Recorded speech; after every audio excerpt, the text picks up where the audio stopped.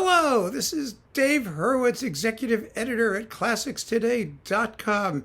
I've had to come to the overflow room before doing my Dvorak New World Symphony roundup because, oh my God, there are just so many recordings of the New World Symphony, and so many of them are really excellent. I mean, they really are. There's one for all occasions, for weddings, bar mitzvahs, funerals, you name it. There's a New World Symphony for everybody and every occasion. And we're going to go through a heck of a lot of them. We really are. And frankly, it's very hard to choose the best. Although when you narrow it down, excuse me, when you narrow it down, I think we'll be able to make some pretty good assumptions about what the best ones are. But first, I really want to talk about the work a little bit because it's a piece of music everybody takes for granted, don't they? I mean, we all do. It's beautiful. It's fabulous. It plays itself. Even Dvorak, when he had his big success, he wrote back, to his wife or his publisher or one of those people. It's like, wow, I had a success. He said, alla Mascagni, like Cavalleria Rusticana. I mean, it was just this overwhelming success from the day of its premiere at Carnegie Hall.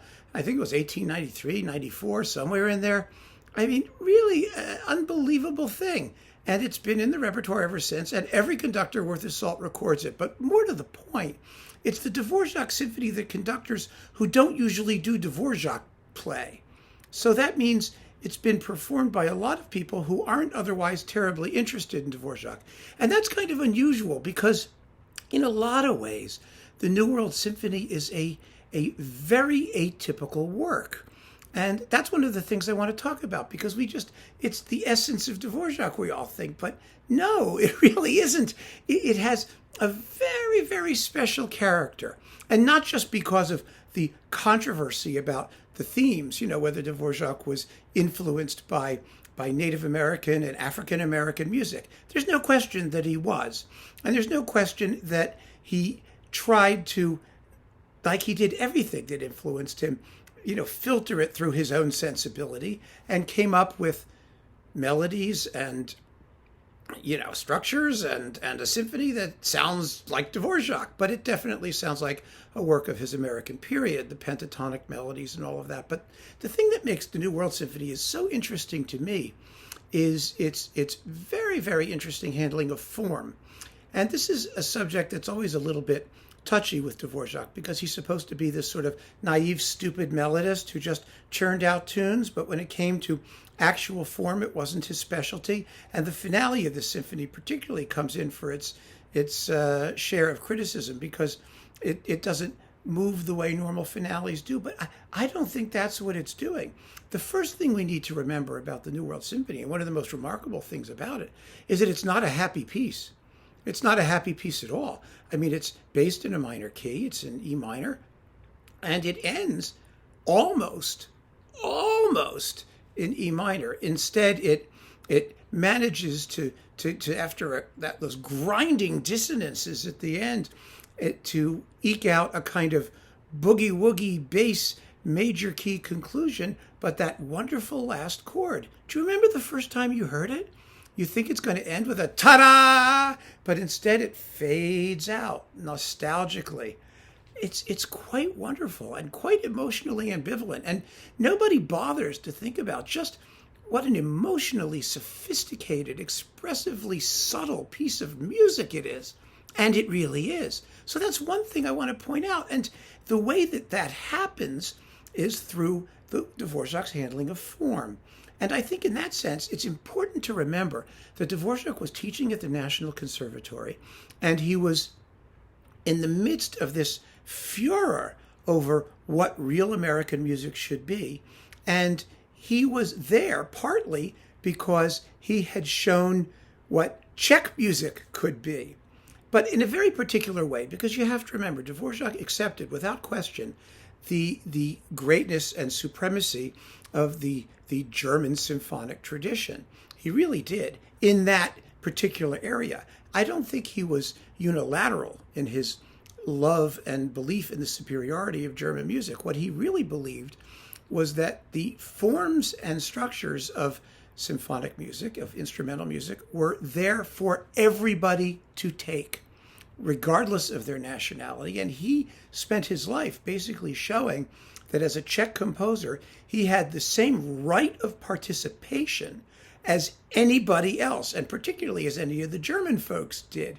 And so he was able to compose music that was completely personal in style, using those forms and structures and inspirations as though it were as much his patrimony as anybody else's. And that's what he wanted to show, I think, his students and his American audiences when he composed the New World Symphony, at least to a degree. That was one of his many motivations in writing the work the way he did.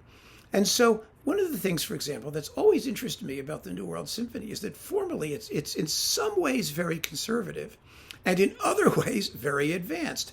How is it conservative? Well, it's a standard 4-movement symphony with the slow movement second, and it has an exposition repeat in the first movement, which Dvorak had abandoned in the 7th Symphony.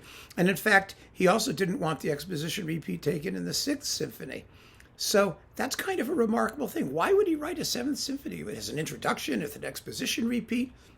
It's almost like Mahler did in his 6th Symphony with the exposition repeat. He was deliberately evoking classical precedent. And that was one of the ways in which he was saying to people, hey guys, you can write a symphony in traditional, very traditional, conservatively traditional form, using completely original melodies and completely original approaches to orchestration, because that's what makes the symphony so special, right? The tunes are just astonishing.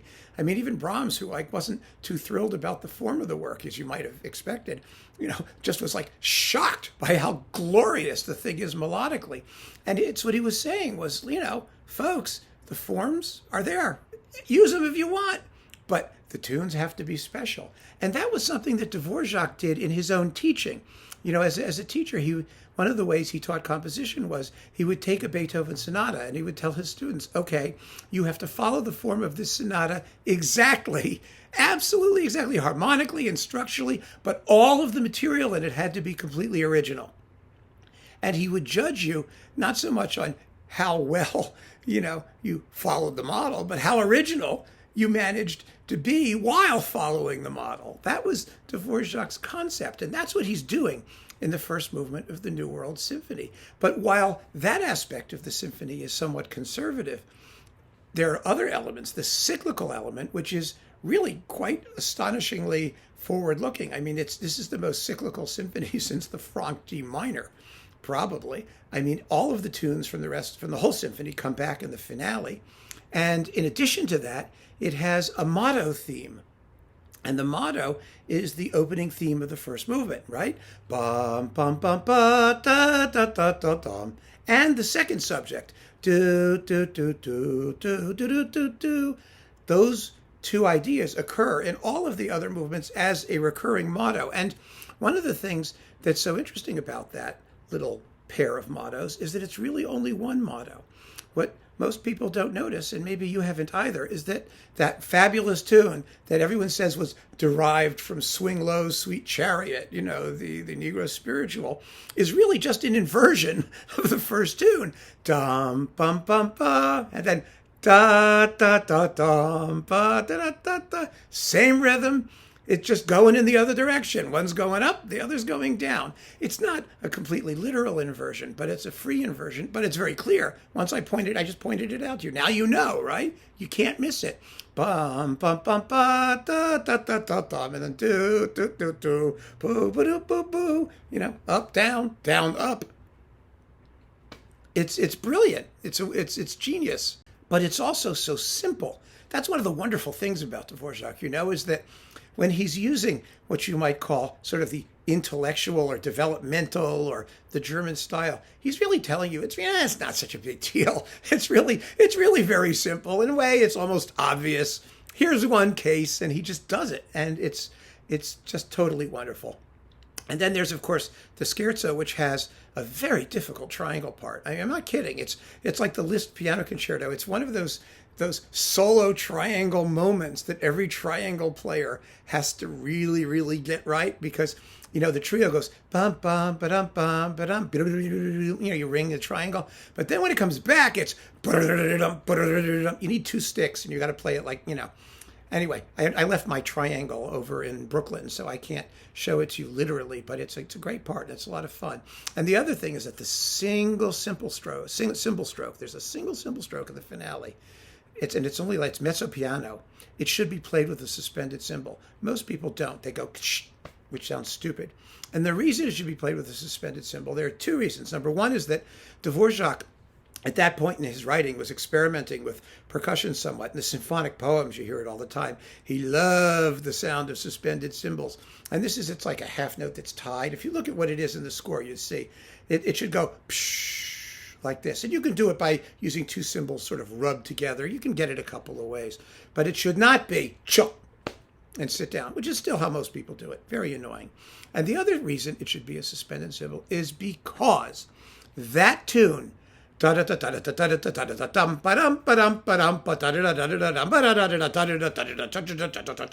business, that is a train tune. Dvorak was fascinated by trains. He spent all of his free time at Grand Central Station watching trains. He always watched trains. He was a train spotter. It fascinated him. And the rhythm of locomotives permeates his music. The opening of the Seventh Symphony, he said, was inspired by the arrival of the train coming from Pest, Hungary. Do do do do do do do do do do do do do do do do.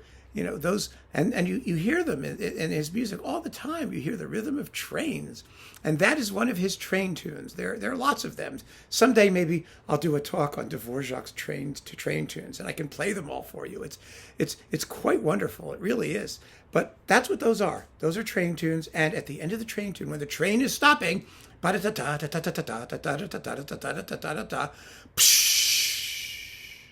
right?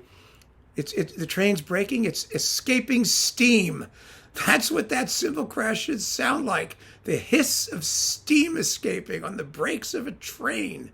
Now, do we know that that's true? No. But boy, it sounds better when you do it that way, don't you think? Anyway, let's talk about the recordings, because this is going to take a little time. First, I want to tell you about two Demented Dvorak nines, the ones that you may want to hear, and one that really you should avoid like death itself, okay? So that we're starting. Demented, Stokowski. We know Stokowski's demented. It's demented because he loves to reorchestrate, and he futzes with this score. Oh, it's so much fun. The end of the first movement, it's da ba ba ba ba da da da da ba dum ba dum ba dum ba dum ba dum ba, on the trumpets. No. Why should we do that when we can have the horns play trills like that? Oh my God, it sounds weird. And the finale, well, of course you expect an extra cymbal crash or two, but even better, he adds a tam-tam. You gotta have a tam-tam. Quietly, only once, when you hear that theme of the finale for the last time in that mournful tone. Do, do, do, do, do, with a tam-tam. Isn't that fun? It's totally twisted. It just goes in the coaster pile. There it goes. It's a coaster, but it's demented. A real coaster, though, one that you wouldn't mind getting your drink spilled all over, is this one. Bernstein with the Israel Philharmonic, his last recording. This is totally sick, this performance.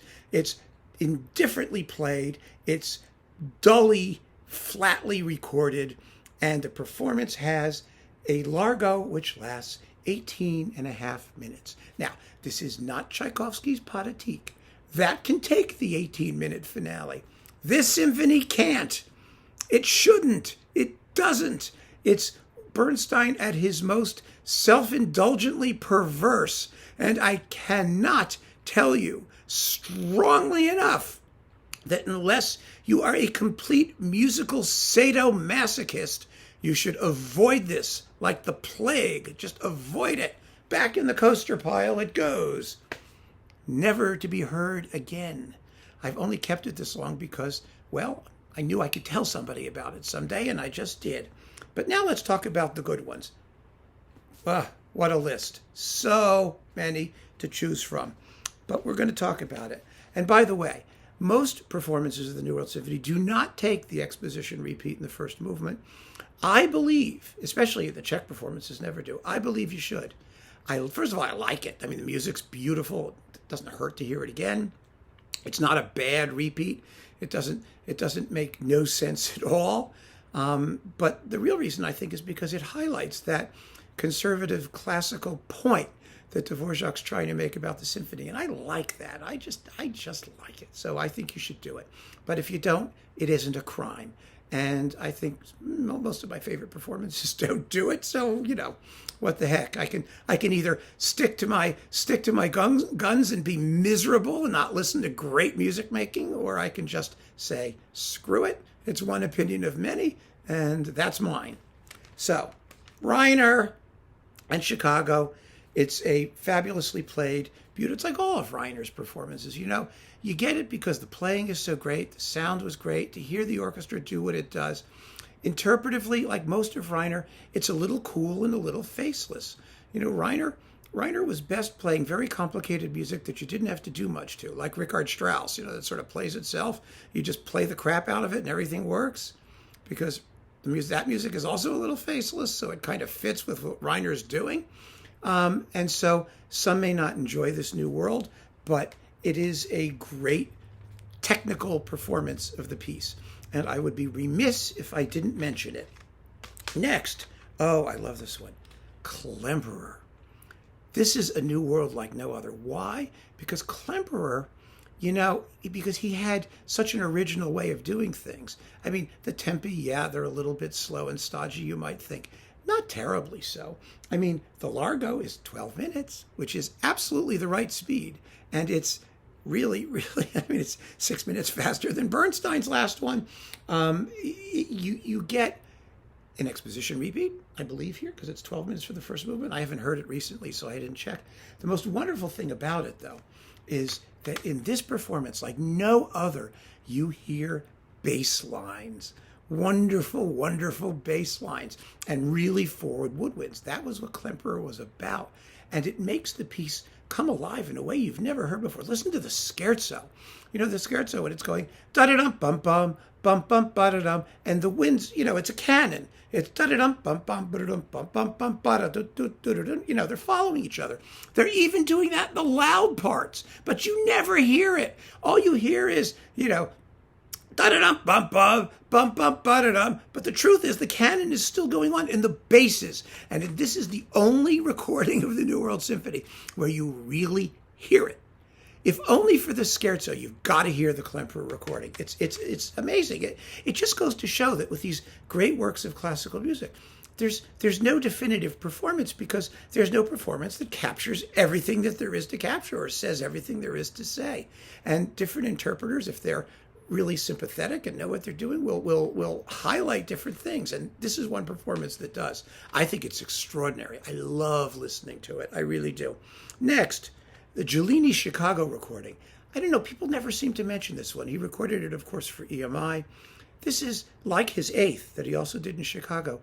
It's a performance of such sort of simple, heartfelt musicality. The kind of thing that Giulini could do so well when he was really on top of his game.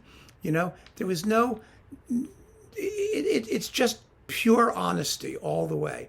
And Dvorak's music is like that too, isn't it? I mean, it just has this, at heart, this simple mellifluousness and innocent beauty. And this is a performance that captures it so well. It's absolutely gorgeous. Next, Ottmar Sweetener. Now, Sweetener, of course, this came out on Berlin Classics before we even knew that Sweetener did a whole set. He did all of them. And I'm not talking about performances that are included in sets, by and large, in this particular talk, because there are so many Dvorak cycles that are complete. And I mean, there's Ravitsky's very, very good. Kertész is very, very good. But if you get those sets, you're going to get very good New World symphonies. So I don't see any point in going through them now. But Sweetener's was available separately for the longest time before his complete set came out. And it's one of the great ones. And it's a great performance. All of his Dvorak was wonderful. For the same reason, in a way, that Giulini's was, because he has this just wonderful, unfussy directness of expression. And also the recordings, this is with the Staatskapelle Berlin. They were just luminously recorded by the German radio engineers. And it's an orchestra that's also similar to, the Central European sound, with beautiful, beautiful woodwinds. It's a great Dvorak sound. So it's nice to hear Sweetener do this symphony, and it sounds absolutely terrific. Next, Macaris. Gotta have Macaris. I mean, he did a couple of them. There's also one on Superphone with a Czech fill. I think one of his last ones. In his Czech fill Superphone box, there's some Dvorak in there. I mean, it doesn't matter which one you get. Macaris is Macaris. He was a genius. Everything he did is wonderful. This is the Eminence recording with the London Philharmonic. And, everything Macaris did with Czech music, you just have to have. You have to hear it because it was one of his specialties. And he played all of this music with complete sovereign command, as they say, one of the expressions. So that's this pile of New Worlds, which I am now going to place. Let me put them down over here. Now we're going to go to a couple of Czech performances. Now, the interesting thing is the Czech performances do not have any monopoly on performances of the New World Symphony. They really don't. They're not better than anyone else's. The nice thing to have is the Czech Philharmonic, naturally.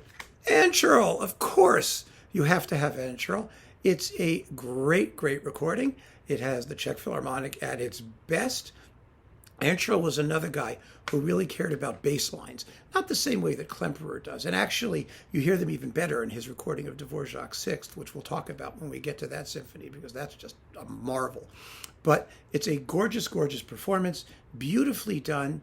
I remember I had a friend of mine who was always interested in how the basses managed to play the opening of the scherzo in tune, where they're going da-da-da, ba-da-da, ba-da-da, da-da-da, that thing, because most of the time they're never quite in tune. It always sounds kind of scruffy and a little bit tentative. And it does here, just so you know. It's a very tough moment for the basses to get with the necessary focus. So's the end of the Largo, which is a divisi chord just for the double basses. That's a tough one too. Whoa, to tune properly. And then, of course, there's Neumann. Now, what I like about this Neumann cycle, this is a digital cycle. Not only is it's really an excellent New World Symphony. I mean, it really is. But what I really love about it is that it includes the best version of the Te Deum, which was written, sort of around the same time. And if you don't know Dvorak's Te Deum, you really, really, really are missing something special. There are several Te Deum settings from the 19th century that are worth hearing. But the big ones are, of course, Bruckner's and Verdi's and Berlioz's and the Dvorak, probably the least known. It's a big, fantastic, celebratory, exciting piece with crazy percussion, cymbals, and timpani. Bum, bum, bum, bum, bum. The opening sounds like the opening of the Three-Cornered Hat. It's a timpani solo. I mean, you really got to hear it. And this is a great way to do it because you get a really good New World Symphony with it. Now we go, pardon me, I put that down. Now we go to a semi-Czech performance and a person who was a New World Symphony unto himself. And of course, I'm talking about Raphael Kubelik. Kubelik did it at least 3 times, well, more than 3 times. I mean, but I'm talking about studio recordings. There were live ones too. So you can get those too if you want. On Orfeo, for example, there's a whole live Dvorak symphony pile, and it has a New World. But here we have the Mercury Living Presence Chicago Mono one. Famous and famously excellent and very quick and perky and zippy. Also, in Mercury Living Presence, but in stereo, is the Paul Paré one, which is also fantastic if you want to have a really fun New World Symphony on Mercury Living Presence at really, really, really zippy tempos. Terrific stuff, And then there was his live one with the Czech fill that he made after he went back to what was then Czechoslovakia after the Berlin Wall fell. It's not my favorite. It's live. It has a wonderful historical sort of meaning to it, but musically, the best of all of them is really his studio one with the Berlin Philharmonic, which is on this DG Originals disc. Now, along with a terrific Eighth Symphony too. This one was the one that everybody pushed. It was the one that, it was on Deutsche Grammophon. It had the Berlin Philharmonic. It was like the Kleiber Beethoven Fifth. It was the Dvorak Symphony that you had to get, the reference recording. I never thought it was that fabulous, given all the other fabulous ones that are out there. But it's a very, very great, very sympathetic New World Symphony. No question about it. But now I'm going to get to what I think are my faves. These are my personal faves, and of course, what is universally the best ones. I mean, that I believe objectively, completely objectively, with demonstrable objectivity, are the finest performances out there. And there's just simply no question about it, and no possibility of disagreement or dispute. Right? Anyway, let's get to it. Ormandy's Sony one. Now, why is this great? Well, let me tell you why. It's the only major recording he ever made with not the Philadelphia. It's with the London Symphony, and I think they're just terrific together. They play wonderfully. It's a fantastic performance, gorgeous, gorgeous Largo, and it's coupled with Rudolf Kempe's Serenade for Strings, which he's no slouch at that either, which is really quite wonderful. This Essential Classics disc is probably out of print, but you can probably find it as well. It's just terrific. It really is. It really is. It's just a wonderful memento of a great conductor who really didn't do anything outside of Philadelphia. And it just goes to show that he could create that wonderful, warm, rich, beautiful sound wherever he went, as all great conductors do. So it's a terrific memento of Ormandy and a wonderful New World Symphony on top of it. Next, here we go. Zell. You got to do Zell and Dvorak. His New World was a classic from the day it was issued. Personally, I think his greatest Dvorak performance is the seventh, not the ninth, but it's a great New World. I mean, it's got all the qualities that make Zell great, right? I mean, incredible orchestral discipline, an amazing feel for the music, total textural clarity. It's a tremendous orchestra. It's just wonderful. It's really wonderful. And it comes, in this terrific little twofer with 7, 8, and 9, and you get his orchestration of the Smetana Quartet, which is really, really great. I mean, he did a terrific job with it. He really did. I mean, he was a composer as a youth, and I have some of his scores, and he was pretty gifted all the way through. But also with Cleveland, and just as good, if not better than Zell, is Dochnani. And we've been talking about these, in connection with the 7th and the 8th. This twofer of 7, 8, and 9 is as great a Dvorak series as you'll get from anybody. I mean, no matter what, hands down. And so you really owe it to yourself to have this under any circumstances, because the performances are all of a piece. They're all, like Zell's, razor sharp, totally clear, but also warm and sympathetic and smart and peppy and exciting, much like his Brahms cycle, by the way, too, which is equally superb on Teldec. So, one of the great things that Dochnani and Cleveland did were their Dvorak symphonies. I mean, they also did the 6th. They did a great Slavonic dances. Terrific. Absolutely terrific. Also terrific, and a little bit more quirky, because it's Harnoncourt with the Concertgebouw. Harnoncourt does his, it's not period instrument. That's nonsense. It's all just Harnoncourt. He's taking a look at it fresh and finding new things here and there and little details that he enjoys. It's just really an exciting performance. The first movement has the exposition repeat, but it manages to do it in less than 12 minutes, which means it's very exciting. And it really flies. The whole performance does. And the finale too, which is 10 minutes and a bit. Often it takes up to 12. Again, timings are not indicia of how good the performance is, or even necessarily how exciting it is, because it's also a question of rhythm and accent and all of those other things. But they often give you a pretty good indication of what you're going to expect. And when you've got a conductor like Harnoncourt, for whom rhythm and accent are deadly weapons when he's in the mood, then you know that a quick performance is going to be exciting as hell. And that one really, really is. It's a great performance, fabulously recorded. However, there are two. I can't just stop at one. Two that I think really just bring home the bacon, and do so with unbelievable conviction. The first is Frickschei. Frickschei in stereo. Oh, there wasn't much, but everything that there is a gift from God. That's the truth, isn't it? I mean, this also comes with the Moldau and Les Preludes, and they're both fabulous performances of those. Frickschei's New World is like everything he did. It has that innate songfulness, that human vocal quality to the melodies that just makes you melt, folks. It just will. It seems to breathe. It has a human respiration. It's a living organism. Every performance that Frickschei did was something like that. And his New World Symphony is extraordinary. It's every bit as great in its way as his Berlin Beethoven Ninth, also in stereo, and his final Tchaikovsky Pathetique. You know, if you had those three recordings and that was all that was left of Frickschei, you would realize it's Frickschei. I'm sorry, I know I'm pronouncing it wrong. Frickschei, Frickschei. Let me say it right. Thank you. All you Hungarian people, please do not yell at me. I try. I really try. But the point is not how I say it. The point is that I love it, and so should you.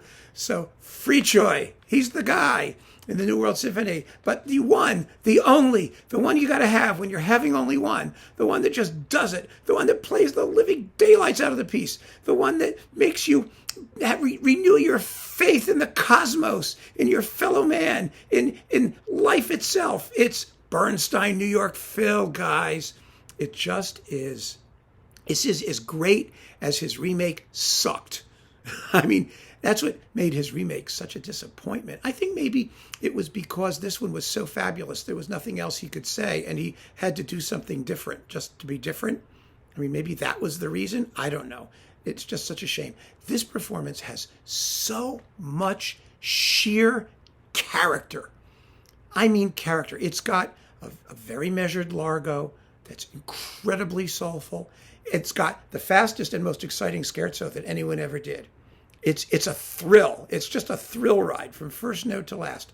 The whole performance is inspired, absolutely inspired. It's one of the greatest things Bernstein ever did, and he was one of the greatest conductors that ever lived. And it's absolutely sensational. I do so wish he had done more Dvorak. I really do. He also did a great seventh, but there's no recording of him doing the eighth. He should have done the sixth and the fifth, and, it would have been wonderful, wouldn't it? But this New World is where your New World collection has to start. And once you've internalized it, you can listen to others and sort of triangulate where you are based on this. You'll never hear a scherzo as exciting. I guarantee it. But, like I said, the other performances have their other qualities, their pluses and minuses. And that, my friends, is the summary of the New World Symphony. I hope that this talk has given you a few insights that maybe you haven't had previously. And, like I said, there are so many great performances of this piece. And one of the wonderful things about it, quite frankly, is that there are no tricks in this symphony. There really aren't. You be musical, do the right thing, and it almost plays itself. It really does. I mean, that's the beauty of it. It really is. You get to hear just fabulous melodies, gorgeously presented, incredibly orchestrated, and it just flies. The only thing that a performance cannot be is boring. That's the crime, because the music has done everything that it possibly can to see that will never, ever, ever happen. So keep on listening, folks.